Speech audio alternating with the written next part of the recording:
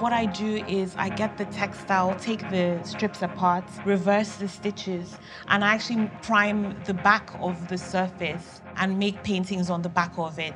That combination makes her work really unique and really singular. She's expanding what a painting can be, and what kinds of stories a painting can tell. I'm happy to be alive in this moment because when I left Nigeria, it was a very different thing. People were worried whether I'll be able to really make a living as an artist, but coming back, things have changed in such a dramatic way.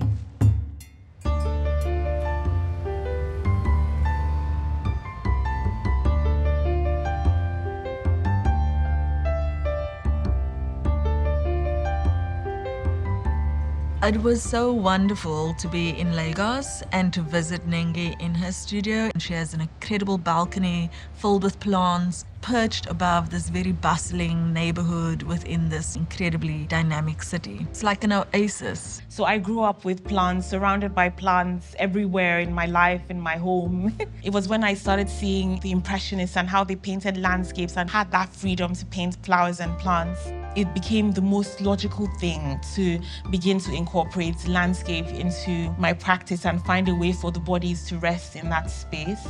The ideas of natural synthesis by blending culture and tradition with modernity, sort of synthesizing those things on the surface. Her work really stands out in both their painterliness, but also in the fact that she is painting on a textile that has a centuries-old history. It's just that way that fabric and textile and materials were tied to our identity resonated very heavily with me. So I began then this investigation looking into traditional textiles, ask friends to show me the earliest versions of these textiles that they knew, the ones before colonization. And that's when I was introduced to sanyan. Sanyan is historically a textile that was hand-woven with silk.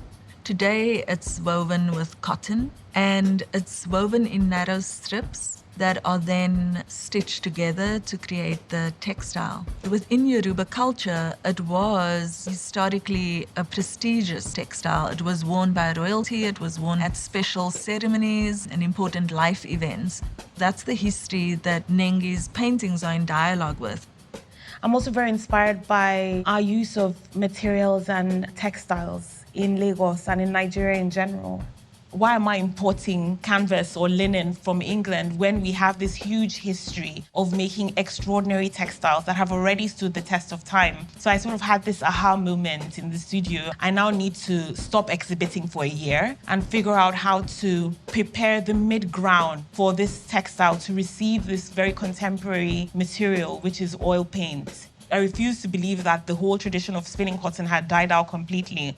We found a small community of cotton spinners. So now we've worked with them about 3 years, commissioning them to continue that slow process of making the thread and then weaving it into the panels and then supplying us with those strips of panels. And now I can make paintings of any size. Having that closeness and that proximity to the weavers who spin the sanyan, who produce the sanyan for her studio is very important to her as well. She's very invested in preserving the techniques and historical textile traditions remain alive. The paintings are actually made on the reverse of the textile. So if you look at the back of some of them, you'll see crossing lines and texture. So there is such a richness to this art of weaving that I want to continue alongside the stories that I'm telling with the paintings on the reverse.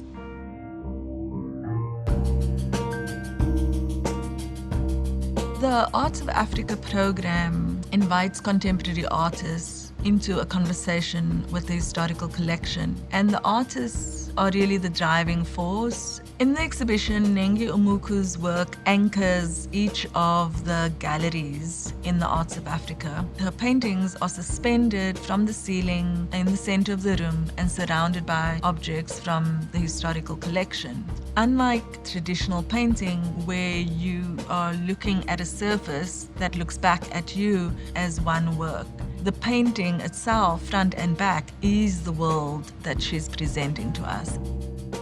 It's an exhibition on how the bodies have gathered and supported each other, how the bodies have navigated chaos, and a futuristic look at this new world building and where the bodies can finally experience rest within a landscape.